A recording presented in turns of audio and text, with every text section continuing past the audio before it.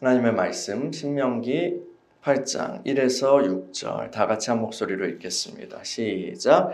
내가 오늘 명하는 모든 명령을 너희는 지켜 행하라. 그리하면 너희가 살고 번성하고 여호와께서 너희의 조상들에게 맹세하신 땅에 들어가서 그것을 차지하리라. 내 하나님 여호와께서 이 40년 동안에 내게 광야 길을 걷게 하신 것을 기억하라. 이는 너를 낮추시며 너를 시험하사 내 마음이 어떠한지 그 명령을 지키는지 지키지 않은지 알려 하심이라. 너를 낮추시며 너를 줄이게 하시며 또 너도 알지 못하며 내 조상들도 알지 못하던 만나를 내게 먹이신 것은 사람이 떡으로만 사는 것이 아니오 여호와 입에서 나오는 모든 말씀으로 사는 줄을 내가 알게 하려 하심이니라. 이 40년 동안에 내 의복이 헤어지지 아니하였고 내 발이 부르트지 아니하였느니라. 너는 사람이 그 아들을 징계함 같이 내 하나님 여호와께서 너를 징계하시는 줄 마음에 생각하고 내 하나님 여호와의 명령을 지켜 그의 길을 따라가며 그를 경외할지니라. 아멘. 하나님, 우리가 주의 말씀 앞에 섭니다. 하나님의 그 마음을 우리에게 나타내시고 주님을 나타내시고 주님의 사랑을 배우게 하시며 우리가 어떤 부르심을 받았고 어떤 놀라운 약속 위에 서 있는지 더욱더 깊이 깨달아 그것을 누리게 하여 주시옵소서. 주님께서 우리를 향한 그 계획과 또 지금 하고 계신 일들을 우리가 깨닫게 하시고 또 이 시간을 통하여서 각자에게 필요한 말씀들과 은혜들을 공급하여 주시길 간구합니다. 말씀을 전하는 종을 붙들어 주시고 주의 은혜로 주의 권능으로 주의 사랑으로 채워주시옵소서. 예수 그리스도의 이름으로 기도합니다. 아멘. 샬롬. 하나님께서는 아브라함에게 후손과 또 땅을 주시겠다고 약속하셨죠? 그 땅은 가나안 땅이에요. 세월이 흐른 후에 진짜 이제 그 후손의 것이 되는데 하나님께서는 이 애굽에서 노예로 살고 있던 그 아브라함의 후손들, 히브리인들, 그러니까 이스라엘 사람들을 이제 구출하십니다. 해방하시죠.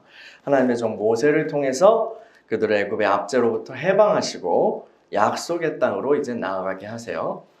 우리가 잘 알고 있는 이야기입니다. 그런데 애굽에서 나온 후에 바로 가나안 땅으로 들어갔나요? 그렇지 않죠. 이스라엘을 기다리고 있는 것은 광야 생활이었어요. 광야 생활이었습니다. 이 광야 길은요, 그 애굽에서 가나안으로 가기 위한 한 경로, 하나의 경로일 수 있습니다. 하나의 경로일 수 있는데, 그런데 하나님께서 이스라엘을 광야 길로 인도하신 것은 단순히 어떤 지리적인 이유 때문만은 아니었습니다. 하나님께서는 어떤 뚜렷한 목적을 이루시기 위해서 그 뚜렷한 목적을 가지시고 이스라엘을 광야 길로 인도하셨어요. 오늘 본문, 우리가 읽은 그 본문은 그 목적을 밝히고 있죠. 천천히 한번 살펴봅시다. 신명기 8장 1절이요. 시작. 내가 오늘 명하는 모든 명령을 너희는 지켜 행하라. 그리하면 너희가 살고 번성하고 여호와께서 너희의 조상들에게 맹세하신 땅에 들어가서 그것을 차지하리라. 아멘. 하나님께서 이스라엘을 애굽에서 구원하신 것은 그들을 하나님의 백성으로 삼으시고 또 약속의 땅에 심으시기 위함입니다. 그렇죠? 하나님께서는 이스라엘 백성이 그 땅에서 살고 번성하기를 원하셨어요. 거기서 번성하기를 원하셨어요. 이스라엘의 번성을 통해서 그 땅에 하나님의 왕국을 세우길 원하셨어요. 하나님의 왕국이요. 가나안 원주민들을 비롯해서 애굽이든 어떤 다른 이방인들의 사회와 별다른 차이 없는 그런 나라, 그런 사회를 세우는 것은 하나님이 원하시는 바가 아니었어요. 이스라엘은 살아계신 하나님의 영광을 온 우주에 비추이는 그 하나님의 형상들의 나라, 그 하나님의 형상들의 나라로 세워져야 했습니다. 그것이 하나님의 뜻이죠. 그러니까 이스라엘 사람들은 하나님을 보여주는, 하나님의 어떠하심을 보여주는 사람들로 변화되어야 했어요. 애굽에서 살던 모습 그대로 그 방식대로 가나안 땅에 들어가 살아서는 안 되는 것입니다. 가나안 원주민들과는 다르게 완전히 새로운 방식으로, 완전히 새로운 가치관으로 살아가는 사람들로서 그 땅에 들어가 심겨져야 되는 거예요. 이스라엘은 그래서 애굽의 시스템에서 가나안의 시스템으로, 그렇게 새로운 가나안이죠. 애굽의 시스템에서 그 새로운 약속의 땅 가나안의 시스템으로 변화되어야 했어요. 이 세상, 다시 말해서 이 세상 나라의 시스템을 버리고 하나님 나라의 새로운 시스템으로 바뀌어져야 해요. 그리고 이 변화의 과정을 위해서 하나님께서는 이스라엘 민족에게 광야를 안배하신 것입니다. 이스라엘의 광야 훈련 이야기는 출애굽기, 민수기, 또 신명기까지 이렇게 나오는 이스라엘의 광야 훈련 이야기는 단지 과거 이야기만이 아니에요. 하나님께서는 지금도 자기 백성, 언약 백성들을 부르시고 동일하게 훈련하십니다. 하나님께서는 애국과 같은 이 세상에서 우리를 건지시고 부르시고 그리스도 안에서 우리를 자기 백성 삼아 주셨어요. 이스라엘 백성들이 모세와 함께 홍해를 건넌 것에 대해서 이것을 사도가 세례를 받았다고 표현해요. 세례의 예표로 표현한다고요. 이스라엘 백성들이 모세와 함께 홍해를 건넌 것처럼 우리도 세례를 받고 그리스도께 속하게 되었어요. 여러분, 처음 예수를 믿고 거듭나게 되면요, 마음속에 큰 기쁨이 넘치게 됩니다. 큰 기쁨이 넘치게 돼요. 나의 구원해 주신 그 은혜와 그 사랑에 감격하고 감사하게 됩니다. 그래서 이제 막 그 감격 속에서 그 신앙생활을 막 할 때 어떤 정말 놀라운 체험을 하기도 해요. 기도 응답의 체험. 와, 하나님이 날 진짜 사랑하시는구나. 기도했더니 들어주시는구나. 또 여러 가지 그 멋진 그런 놀라운 경험들, 간증들을 가지기도 해요. 그런데 그것이 지속되지 않아요. 그 허니문처럼, 허니문 기간이 끝나고 현실로 돌아오는 그 부부들처럼 그렇게 어떤 그 기간이 지속되지 않는다고요. 하나님과의 어떤 달콤한 그런 시간들이 있지만, 그런데 그게 지속되지 않고 다른 국면으로 넘어가요. 거기서부터 뭔가 달라졌는데 라고 느끼기 시작해요. 하나님이 우리를 이전과 다르게, 전과 다르게, 허니문 때와 다르게 대하시는 것 같은 느낌이 들어요. 여러분, 이런 경험 있으세요? 내면에 갈등이 생겨요. 처음엔 예수 믿고 막 다 좋았는데, 기뻤는데, 근데 그 기간이 끝나니까 뭔가 내면에 막 갈등도 생기고 환경적인 어려움이 닥치기 시작해요. 이런 상황에서 우리는 혼란을 느끼곤 합니다. 이런 상황에서, 이러한 순간에 많은 믿는 이들은 내가 믿음이 떨어졌나? 내가 퇴보하고 있나? 라고 그렇게 착각할 수 있습니다. 그런데 이것은 퇴보가 아니라 오히려 앞으로 나아간 거예요. 앞으로 나아가고 있는 거예요. 그 일은 하나님께서 우리를, 믿는 이를 광야 길로 인도하셨기 때문에 벌어지는 일이에요. 하나님께서 우리를 광야의 훈련장으로 인도하고 계시다는 의미예요. 여러분, 하나님께서 나를 훈련으로 부르셨어요. 하나님께서는 그 자기 백성을 훈련시키시는 분이세요. 따라해볼까요? 나를 훈련으로 부르셨다. 여러분, 이 사실을 아는 게 굉장히 중요해요. 이 사실을 아는 게 중요해요. 이 훈련장에서 하나님께서 나를 훈련으로 부르셨다면 이 훈련장에서 어떤 일들이 나를 기다리고 있는 걸까요?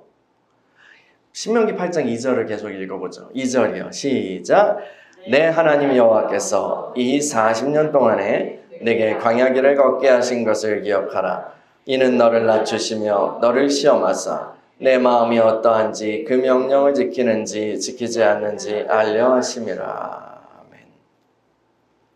이스라엘 백성은 무려 40년 동안 광야 생활을 했어요. 40년간 훈련을 받은 거예요.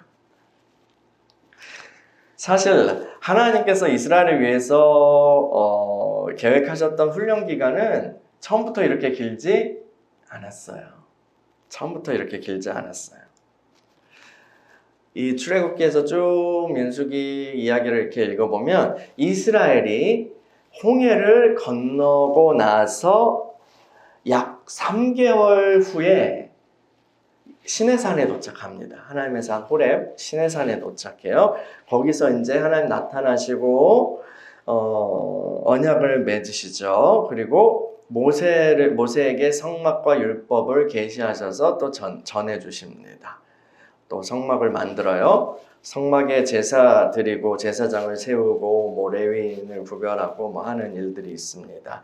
거기서 하나님과 함께하는 하나님의 거룩한 임재와 함께하는 그런 하나님 백성의 삶에 대해서 이제 배우고 연습하고 훈련해요.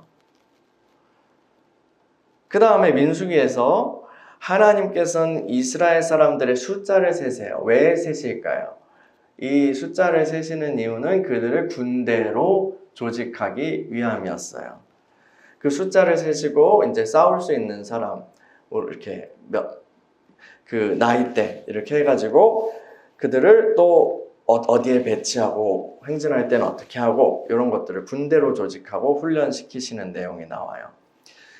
여기까지 얼마나 걸렸을까요? 여기까지 한 2년 걸려요. 약 2년이 소요됐어요. 그 2년이 사실 하나님께서 처음에 설정하셨던 이스라엘을 위한 본래 훈련 기간이었어요. 그 훈련을 잘 받았다면 능히 이스라엘 사람들은 가나안 땅에 들어가서 그 땅을 정복하고 차지할 수 있을 거예요. 그런데 문제가 발생하죠. 가나안 땅 앞에서 그 가데스 바네아 그 가나안 땅 앞에서 그 살펴보러 정탐꾼들을 보내잖아요. 12명의 정탐꾼을 보내는데 돌아와서 12명 중에 10명이 여호수아와 갈렙을 제외한 10명이 그 악평을 하죠. 불신앙의 말을 막 쏟아내요. 불신앙의 말을 쏟아내고 그래요. 그래서 우리 이거 다 죽어. 이거 안 되는 거야. 하니까 이스라엘 공동체 크게 동요하고 모세와 하나님을 원망하게 됩니다. 이스라엘은 거기서 하나님의 기준에 미달한 거예요. 그 가나안 땅 앞에서 하나님의 기준에 미달했어요. 불합격이죠.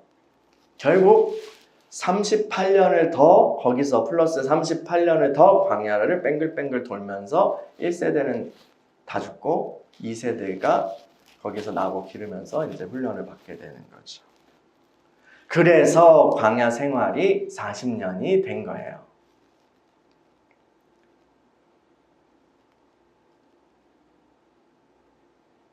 그래서 40년인 거예요. 그래서 40년이 됐구나. 이렇게 하면 우리가 모든 훈련은 40년은 해야 되는구나. 이렇게 생각하지 않을 수 있어요. 하나님 설정하신 처음 훈련 기간 몇 년이라고요? 약 2년 정도면 됐어요. 최소. 이스라엘의 광야 길이 40년이나 지속된 것은 그들이 그 훈련 결과 미달하였기 때문이에요.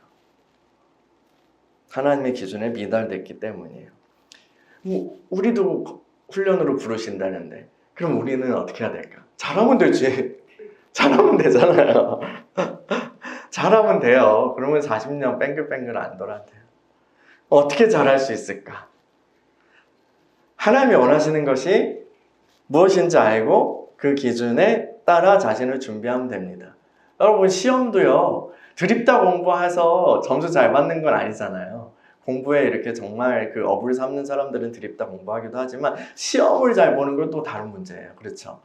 그 시험이 어떤 방향이고 또 출제자가 뭘 강조하고 뭐 이거에 초점을 딱 맞춰가지고 준비를 해야지 효율적으로 준비할 수 있거든요. 그 기준도 모르고 합격선도 모르고 원하는 그것이 뭔지도 모르고 준비하는 거는 안 되죠. 자격증이건 뭐건 다 그렇단 말이에요.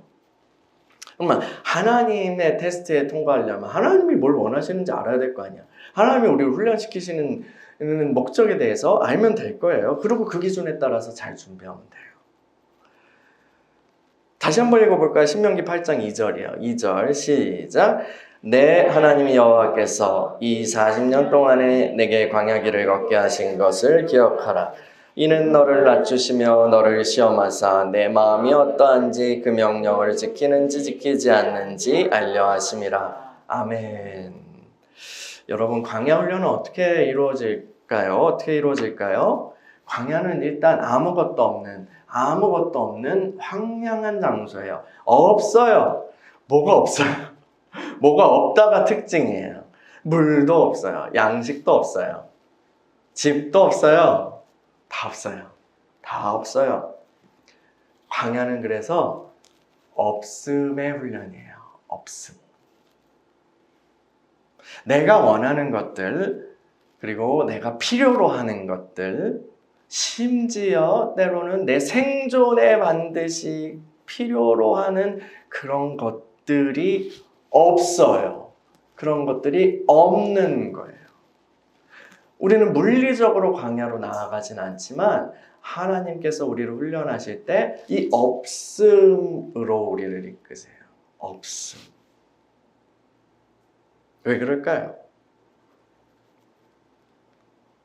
배도 부르고 여유도 있고 모든 욕구가 충족되는 그런 상태에서는 대부분의 사람들이 참 훌륭해요. 대부분의 사람들. 거기서도 이상한 사람들이 있어요. 근데 그 대부분의 사람들은 그런 상황에서는 참 좋아요. 참 좋아요. 여러분 곡간에서 인신난다는 그런 이야기도 있잖아요. 근데 광야에서는 그런 것들이 하나하나 빠져요. 없어요.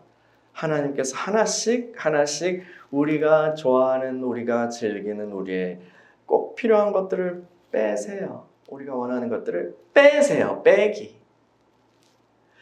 꼭 물질적인 것들뿐 아니라 진짜로 어떤 물질적인 어려움뿐 아니라 사회적 지위가 빠지기도 해요.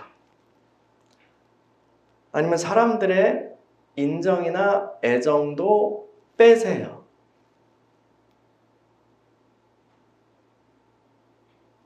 하나씩 빼세요. 행복했는데 행복했었어 가 돼요.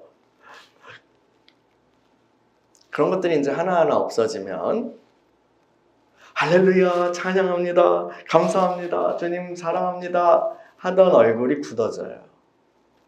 그 고백이 달라져요. 이스라엘 백성들이 그랬던 것처럼 원망하고 불평하고 궁시렁대고 하게 돼요.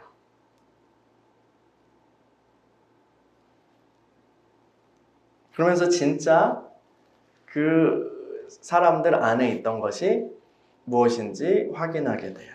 사실 이스라엘 백성들은 하나님을 진정으로 사랑했던 것이 아니라 떡을 먹고 배불렀기 때문에 주를 찬양했던 거예요. 오병이어 사건과 관련해서도 그 사람들이 재정 문제 해결해 주니까 주님을 왕으로 모시려고 그랬잖아요. 근데 주님은 그 마음의 중심을 아시고 그들에게 자기 몸을 의탁하지 않으셨다고 했어요. 실제로 요한복음에서는 거기서 내가 생명의 떡이다라는 말씀을 전하시자마자 엄청 비난하고 떠나죠. 떡이나 주지 왜 무슨 미친 소리야 하면서 돌았나 봐 하고 다 떠나가요.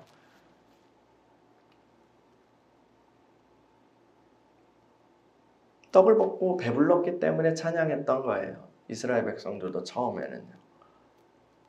그리고 이 마음이 있는 한, 이 마음이 중심인 한, 떡을 주는 존재면 누구나 다 찬양의 대상이 될 수 있어요. 결핍이 발생해요. 갈등이 나타나요. 소원하던 것이 좌절돼요. 번번이 내가 뭔가를 원하는데 그것이 안 채워져요. 문제가 나타나요. 이런 일들을 겪을 때 우리가 몰랐던 우리 자신의 모습이 드러나게 돼요. 우리가 몰랐던 우리 자신의 모습이 드러나게 돼요. 거기서 나타나는 내 모습에서 나를 보게 돼요. 내가 얼마나 자기중심적이고 믿음이 없고 거스르고 화가 많은 사람인지가 드러나요. 그리고 언제든지 하나님을 배신하고 떠날 수 있는 그런 사람이라는 것이 드러나고 그걸 알게 돼요. 하나님이 이렇게 하시는 이유가 뭘까요? 하나님이 이렇게 하시는 이유가 뭘까? 주님이 모르셔서, 하나님이 우리 안에 무엇이 있는지 모르셔서 확인해 보시려고 그렇게 하시는 걸까요? 우리가 읽은 그 성경 구절에는 그런 것처럼 그렇게 설명돼 있잖아요. 근데 사실 주님이 원래 아시죠? 주님은 중심을 보시고요. 아까 그 복음서 얘기한 것처럼 주님은 이미 중심을 다 아세요. 우리 안에 뭐가 있는지 다 아신다고요. 그럼에도 불구하고 사랑하신 거예요. 그런데 왜 이걸 다 겉으로 드러내게 하셔서 확인하시는 걸까? 그건 누굴 위한 걸까, 사실은? 누굴 위한 걸까요? 우리 안에 감춰뒀던 그 죄악된 모습, 어두운 모습을 드러나게 하시는 것은 우리를 위한 거예요. 나에게 알려주시기 위해서, 나 깨달으라고 그렇게 하시는 거예요. 내가 참 괜찮은 사람이고 참 괜찮은 신앙인이라고 그렇게 생각했던 잘못된 생각에서 깨어나서 그것이 다 착각이었구나라는 것을 깨닫게 하시기 위함이에요. 우리는 그리스도인은 내가 죄인입니다라고 고백하죠. 그런데 그 고백의 깊이는 다 저마다 달라요. 우리는 처음엔 피상적으로 고백하게 돼요. 우리는 죄인입니다. 전도사님이, 목사님이 하라고 하니까 저는 죄인입니다. 제 안에 들어오셔서 용서해 이렇게 하잖아요. 근데 정말로 그 느낌을 깊이 가지고 고백하는 경우는 드물어요.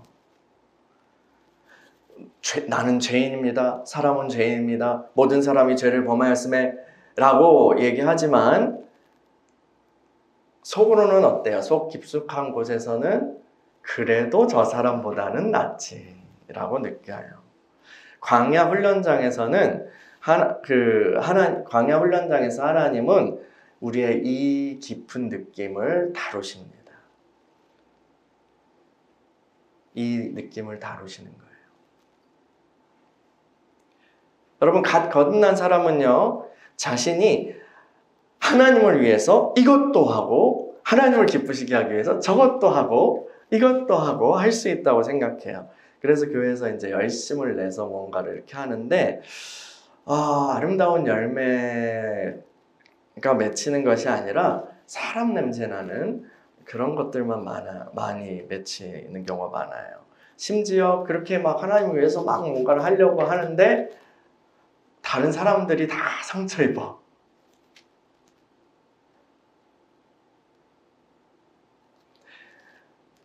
근데요, 광야의 시간들을 거치면서 우리는 자기 인식을 하게 돼요. 자기 인식을 하게 돼요. 내 안에 선한 것이 하나도 없구나. 하나님을 기쁘시게 할 능력이 없구나. 라는 것을 알게 돼요. 내가 무능한 죄인이고 또 하나님께 무익한 자라는 것을 그 느낌이 생겨나요. 광야에서요. 높아졌던 마음이 점점 낮아지는 거예요. 여러분, 높은 마음에는 주님의 은혜가 임할 수 없어요. 높은 마음에는 주님의 은혜가 임하지 않습니다. 왜냐하면요, 은혜를 필요로 하지 않기 때문이에요. 주님의 은혜는 낮은 마음에 임하세요. 하나님께서는 우리 모두에게 은혜 주시기를 원하십니다. 하나님께서는 은혜 주시는 하나님이세요.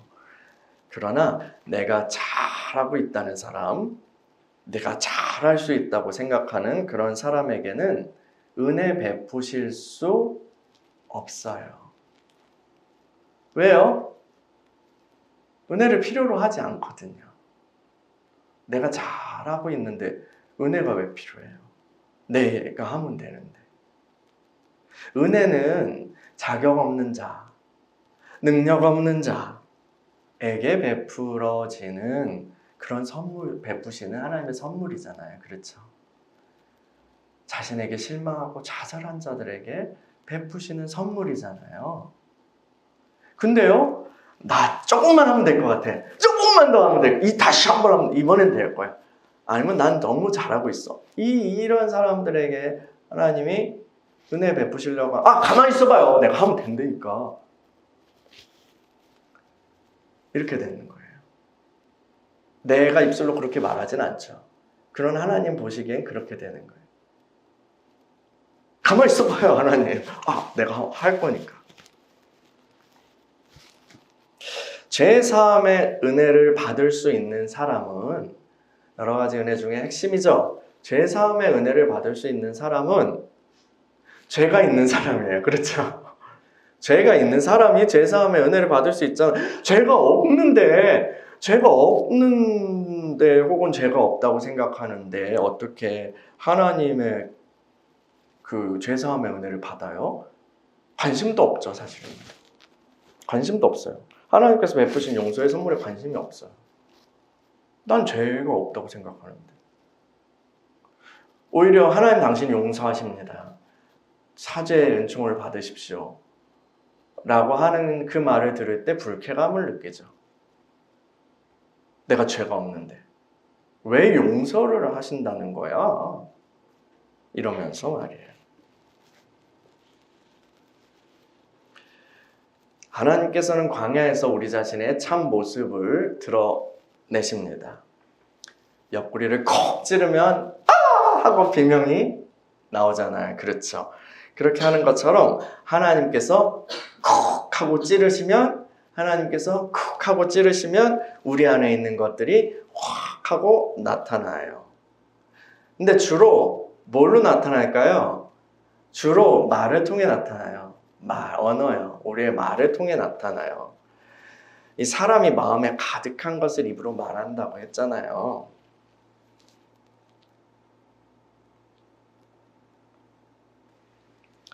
그래서 말을 우리 잘 살펴봐야 내가 어떤 말을 하나. 어떤 사람들은 자기가 어떤 말을 하는지 잘 기억 못해요. 녹음해서 들려주면 내가 이런 말을 했어? 이렇게 하겠죠. 그래서 물질로 하나님이 물질 문제로 팍 하고 찌르시고, 인간관계로 팍 하고 찌르시고, 환경으로 팍 하고 찌르십니다. 그럴 때 팍 나오는 내 말을, 어떤 말을 하는지 그걸 한번 살펴보시기 바랍니다. 그걸 한번 살펴보세요. 내가 어떤 말을 하지? 꽉 하고 내가 어떤 하지? 사탄이 욥기에서 사탄이 그거 증명하려고 했던 것도 그거였잖아요. 죄요? 죄 저거 아니에요. 진짜 하나님 경외하는 거 아니에요. 저거 뺏어보세요. 그러면 분명히 진짜 모습이 나올 거예요. 그러잖아요. 그러면서 하나하나 이게 사탄에 의해서 그렇게 고난을 당하는데 욥은 어떻게 해요? 입술로 죄를 짓지 않아요. 옆에서 마누라가 아니 그놈의 하나님 그냥 저주하고 죽어버려! 이렇게까지 이렇게 친절하게 가이드를 해주는데 그러지 않잖아요.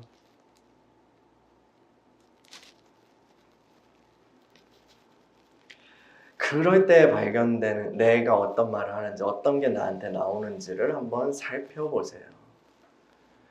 그게 내 안에 있는 것들이에요. 그리고 그럴 때 일시적으로 그런 것뿐이야 라고 합리화하지 마세요.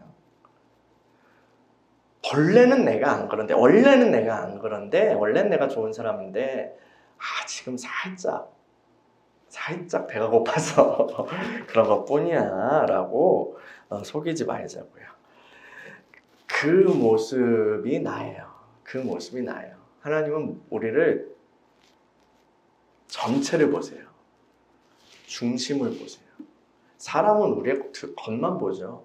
하나님은 중심을 보세요. 하나님 앞에서 그 모습이 진짜 나예요.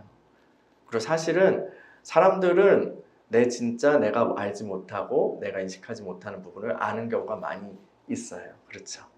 나는 모르지만 사람들은 아는 경우가 있어요.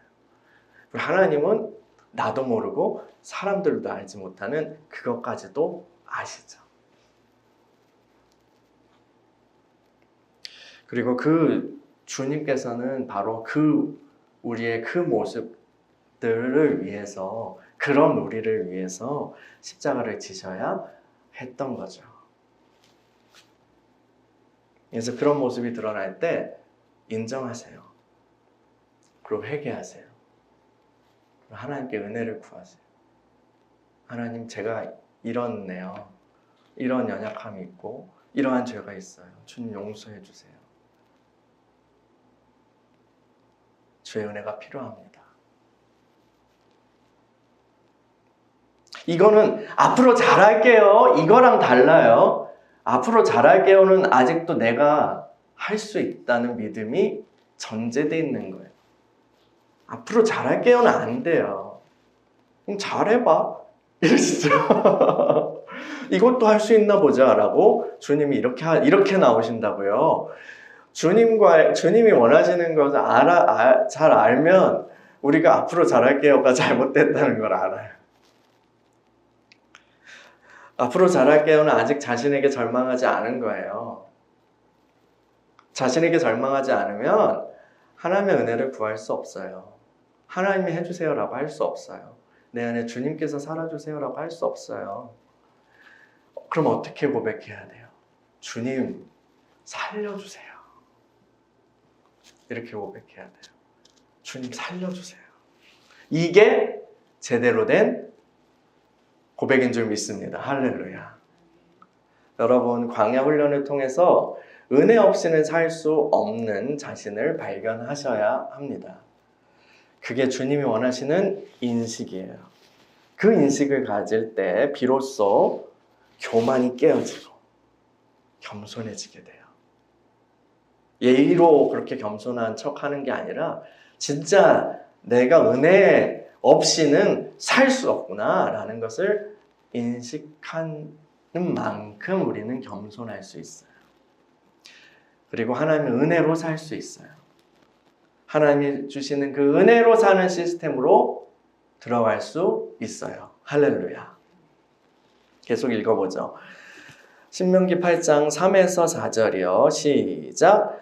너를 낮추시며 너를 줄이게 하시며 또 너도 알지 못하며 내 조상들도 알지 못하던 만나를 내게 먹이신 것은 사람이 떡으로만 사는 것이 아니요 여호와의 입에서 나오는 모든 말씀으로 사는 줄을 내가 알게 하려 하심이니라. 이 40년 동안에 내 의복이 헤어지지 아니하였고 내 발이 부르트지 아니하였느니라. 아멘. 하나님께서 광야에서 자기 백성을 어떻게 훈련하셨죠? 줄이게 하셨어요. 줄이게 하셨을 뿐 아니라 새로운 음식을 먹이셨어요. 어떤 음식이에요? 하늘에서 내리는 만나라는 이상한 음식으로 먹이셨어요. 만나 훈련의 이야기가 나오잖아요. 이것은 자기 힘으로 생존하며 살아가던 그 방식에서 하나님을 의지하여 하나님의 은혜로 살아가는 방식으로의 전환을 의미해요. 하나님께서 처음 창조하셨던 그 세상에서도 사람들은 일을 했어요. 일을 했습니다. 그런데 고통스럽게 분투하고 막 땅이랑 싸우고 가시떨기랑 싸우고 하는 그런 노동은 아니었어요. 하나님께서 주신 자연을 누림으로 먹고 사는 그런 거였어요.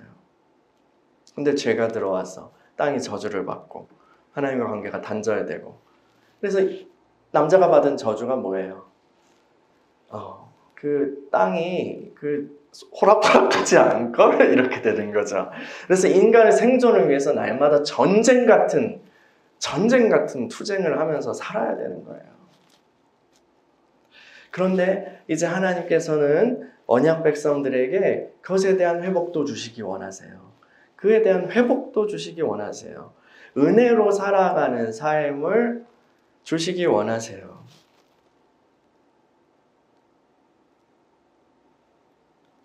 그래서 그 변화로 나아가는 과도기로서 광야에서 철저히 하나님을 믿고 의지하는 삶의 방식을 연습하고 훈련하게 하신 거예요. 그 중에 하나가 중요한 게 만나였던 거죠. 만나 훈련이에요. 만나는 딱 하루 분량만 내렸어요. 그냥 다 그러고 거둔 물량을 이제 소비하면 하루 동안 다 먹으면 없어요. 더 거두려고 막 하면 더 썩어버려요.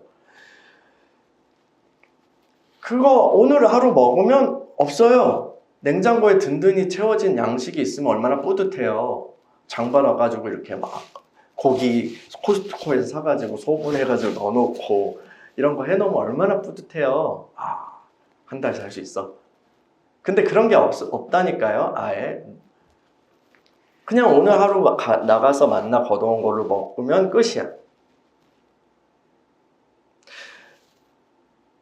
일용할 양식을 내일도 주시는 그 하나님을 믿지 않으면, 신뢰하지 않으면 불안해서 견딜 수 없을 거예요. 그리고 신실하신 하나님께서는 그 40년 동안 하루도 거르지 않고 일용할 양식을 내려주셨어요. 그 하나님을 믿고 오늘도 아침에 나가. 그 하나님을 믿고 또 나가. 이 경험을 통해서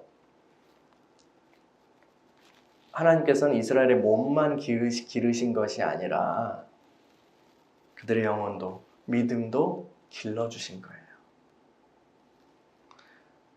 또 하나님께서 먹을 것뿐 아니라 입을 것도 공급해 주셨죠. 어떻게 하신지는 잘 모르겠어요. 어떤 방식인지는. 근데 40년 동안 옷이 닳지도 않았대요.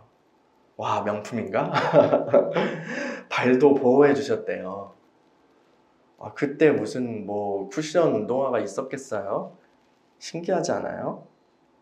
이 신기한 일들을 통해 그들은 그 이야기, 과거 조상들의 이야기 속의 하나님이 아니라 자기 일상 속에서 함께 하시는 살아계신 그 하나님을 만난 거예요. 광야에서 하나님은 우리들에게 이러한 교육을 해주시는 거예요. 여러분들도 신실하게 공급하신 하나님을 체험하신 적이 있으실 거예요. 그렇죠? 그것은 참으로 멋진 일이에요. 이러한 경험들은 근데 그 과거의 간증으로만 남아서는 안 돼요. 하나님 자랑할 수 있고 하나님 높여야 되죠. 감사해야 돼요. 그런데 한때의 자랑으로만 남아서는 안 돼요. 심지어 그런 일이 있는데도 불구하고 그냥 잊어버리는 사람들도 있어요. 기억하지도 못하고. 그것도 안 되죠. 하나님은요, 그 일들을 통해서 우리를 가르쳐 주시길 원하세요. 우리에게 가르쳐 주시기를 원하세요. 하나님은 미쁘신 분, 믿을 만한 분, 참으로 신뢰할 만한 분이라는 사실을 우리에게 알려주시는 거예요. 그 경험들을 통해서 우리의 기억은 디테일한 부분은 희미해질지 몰라도 그 경험들을 통해서 우리의 믿음이 자랐다면 우리가 그 하나님이 지금도 나를 먹이시고 그 하나님이 이 순간에도 나를 책임져 주신다라는 그 믿음으로 세워졌다면 그러면 잘한 거예요. 그게 남는 거예요. 교육을 잘 받은 거예요. 훈련을 잘 받은 거예요. 여러분들 안에 하나님께서 그렇게 채워주시고 공급해주시고 마치 만나 훈련과 같이 했던 그런 경험들이 다 있으시죠? 생각해 보세요. 와, 생각지도 않은 일자리를 주셨어. 생각지도 않은 그런 공급을 주셨어. 그때 딱 뭔가가 필요했는데 그 액수만큼의 어떤 재정이 공급됐어. 이런 것들 많이 있잖아요. 그렇죠? 우리 다 뒤져보면 많이 나올 거예요. 근데 그 경험들을 통해서 여러분의 믿음이 세워졌어요? 그 경험들은 여러분의 믿음의 양분이 되었나요? 그랬다면 동일한 혹은 그런 또 어려운 상황이 닥쳤을 때 그 믿음을 사용할 수 있는 거죠. 하나님, 그때 나와 함께 하셨던 그 하나님 나를 신뢰합니다. 지금도 나는 아무것도 없지만 그 주님께서 나를 공급하여 주시고 채워주실 줄 믿습니다. 할렐루야, 감사합니다. 이게 믿음이 세워진 거죠. 근데 믿음이 세워지지 않고 그냥 과거의 경험으로만 남았다면 혹은 자랑하고 감사했어도 그냥 경험으로만 남았다면 양분으로 쓰이지 않았다면 똑같은 상황이 왔을 때 하나님 어떡해요, 하나님 어떡해, 근심과 걱정과 심지어 그 낭만과 원망과 이렇게 가면 그게 양분으로 잘 흡수가 안 된 거예요. 여러분, 스스로를 믿는 그 자기를 의지하고 그 사는 불확실성의 삶에서 흔들림 없으신 하나님을 신뢰하는 그런 믿음의 삶으로 변화되는 것, 그것이 바로 광야 훈련의 목적입니다. 하나님께서는 지금도 우리들을 그렇게 훈련하고 계십니다. 마지막 부분 읽어볼게요. 신명기 8장 5에서 6절이에요. 시작. 너는 사람이 그 아들을 징계함 같이 내 하나님 여호와께서 너를 징계하시는 줄 마음에 생각하고 내 하나님 여호와의 명령을 지켜 그 길을 따라가며 그를 경외할지니라. 아멘. 여기서 이제 징계라고 그렇게 하니까 벌 주시는 것만 생각하잖아요. 그렇죠? 근데 이 징계로 번역하고 있는 단어는 영어 성경들을 보면은 discipline이에요. discipline이에요. 이게 단순히 이제 벌을 주는 것뿐 아니라 그 훈육하는 거, 벌을 주는 것뿐만 아니라 훈련하신다는 그런 의미잖아요. 그죠? 제자 훈련이 디스플린이에요. 이 훈련하신다는 의미잖아요. 부모가 자녀를 온전한 사람이 되도록, 사람 노릇하도록 그렇게 훈련하는 것처럼 하나님께서 우리를 훈련하신다는 의미예요. 여기에서 여호와께서 너를 징계하신다, 여호와께서 너를 훈련하신다, 이렇게 읽는 게 더 좋을 것 같아요. 하나님께서는 우리를 훈련시키시는 하나님이세요. 그리고 이 훈련의 목적을 잘 이해하면 우리 삶에서 벌어지는 여러 가지 일들을 제대로 해석할 수 있어요. 대부분이요. 그런데 주님의 마음을 모르고 주님이 훈련시키시는 하나님이라는 사실을 모르면 그냥 막 혼란스럽게 돼요. 와, 이게 웬일이야? 이거 왜 이래? 이렇게 돼요. 여러분, 훈련을 할 때요, 그 목적을 알면 그 훈련들이 자신의 유익이 되잖아요. 뭐 군인이든 운동선수든 아니면 뭔가 다른 직업 훈련을 받든 내가 지금 이것을 무엇을 위해서 하고 있고 어떤 것을 하기 위해서 이 훈련을 받는구나라는 그 의미를 알고 방향을 알고 하면은 내가 지금 이 일을 왜 해야 되지? 라고 물론 힘들지만 그것이 필요한 거고 어떤 방향으로 내가 훈련돼야 되는구나 라는 것을 알 때 혼란이 적죠. 그런데 막 내가 왜 여기 있는지 모르고 달리기 계속 하라고 그러고 무거운 거 들라 그러고 그런 사람은 어떨까요? 지금 내가 이걸 왜 해야 되는 거야? 왜 해야 되는 거야? 라고 지금 왜 이렇게 힘들어? 저 사람은 왜 이렇게 소리 질러? 근데 내가 군대에 있고 훈련받고 있다? 라는 것을 인식하는 사람은 그렇게 하지 않겠죠. 왜 그러는지 아닐까요? 근데 그걸 잘 모르면 나 왜 이런 거야? 왜 이거 무거운 거 들려고 그래? 이거 들기 싫은데 들기 싫어요? 그러면 40년 헤매는 거예요. 그러면 40년 헤매는 거예요. 많은 사람들이 근데 이렇게 되고 있는 사람들이 꽤 있는 것 같아요. 그러나 우리에게는 이 하나님의 말씀이 있죠. 그렇죠. 하나님의 말씀이 있고 또 우리와 함께 하시고 지도해 주시는 성령께서 계십니다. 또한 믿음의 선배들이 있고요. 또 훈련을 거친 그런 믿음의 선배들과 사역자들과 교회 공동체 동지들이 있어요. 그러니까 우리의 훈련은 그리 길지 않으리라 믿습니다. 할렐루야. 하나님께서 우리를 구원하신 것은 새 세상의 새로운 백성으로 살며 번성하게 하시기 위함이에요. 그것을 위해서는 근데 반드시 변화되어야 해요. 완전히 변화되어야 해요. 이 세상의 시스템대로가 아니라 하나님 나라의 시스템으로 사는 존재로 바뀌어야 돼요. 이것을 위해서 광야가 있어요. 광야길의 훈련이 있어요. 하나님께서는 언약 백성을 훈련하시는 하나님이세요. 이 광야에서 우리는 겸손히 은혜를 구하는 사람으로, 은혜 받을 수 있는 사람으로, 은혜로 사는 사람으로 변화돼야 돼요. 또 신실하신 주님을 신뢰하는 사람으로, 그런 믿음의 사람으로 변화되어야 해요.